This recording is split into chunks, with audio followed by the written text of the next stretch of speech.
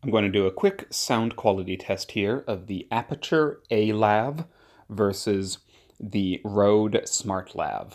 These are two of my favorite microphones for doing mobile production, but I've never actually compared their sound quality. I'm recording this with Rec Forge 2 on a Samsung Galaxy S8 Plus. Alright, this is the Aputure A.Lav. I'm going to read a paragraph from a magazine here.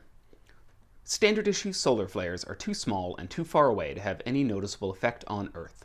But coronal mass ejections, a separate phenomenon, can drive geomagnetic storms which can temporarily interfere with high-frequency communications and could also affect the power grid.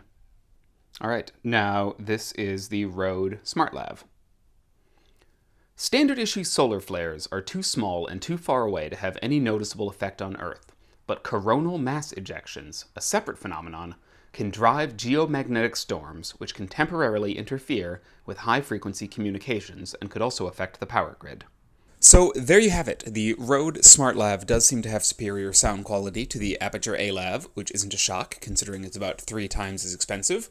Still, it is a good deal clearer, and I should note as well that the Aputure A.Lav was actually a bit quieter than the SmartLav, and I had to add about 3 or 6 decibels of gain to bring them up to the similar level for testing here.